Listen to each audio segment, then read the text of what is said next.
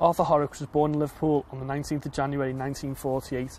He was the baby of his family, having two older brothers, Malcolm and George, and an older sister, Edna. Arthur's parents were George and Mary. Sadly, his dad died prior to Arthur's death, but his mum lived to learn that he was crushed at Hillsborough and was devastated. Arthur grew up loving music. He used to go to the Cavern Club in his school lunch break at the Collegiate Grammar School on Netherfield Lane, where he was 14 and 15. The club was only 10 minutes away from his school. His other passion was sport, in particular football, and supporting Liverpool Football Club and attending every home and away game until our children came along. Arthur and other members of our family would arrange a game of football every Boxing Day in our local park. I met Arthur when I was 12 years old, and as we both attended the same church. We started courting when I was 16 and we married when I was 18 and Arthur was 22.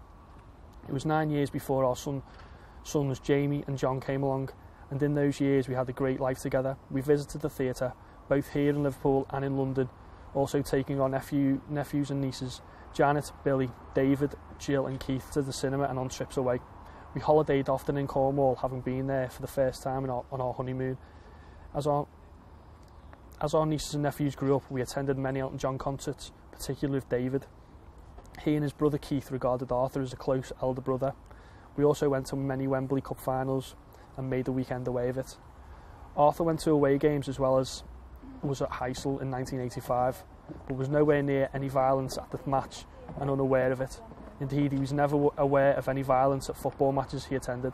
The policing at Anfield was very good and the games peaceful and enjoyable. Arthur was full of fun and nothing was too much trouble for him to arrange for us. In 1979, our first son Jamie arrived and was loved by all. 2 years later came John and our family was complete.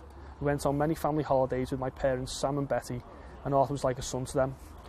My mum suffered from multiple sclerosis and he would help her in every way, lifting and making sure she had everything she needed. Arthur worshipped our sons and would take them to the park or climbing, always playing with them. As they grew older, he attended all their parents' evenings at school and all school activities, even joining in Father's Race at Jamie's sports day. Having worked after leaving school as a bus conductor, Arthur became an insurance agent with the Prudential in the mid-70s. Whilst he went to their office and on training courses for part of the time, he otherwise worked from home, visiting clients, and was available to spend time with the children during the day, doing some of his visits and paperwork in the evenings. He once brought home a poodle from a customer who wasn't able to pay her dues. Arthur put in her money himself, and the dog was part of the family for many years. Jamie's just like his dad, being the life and soul of any situation, and John has his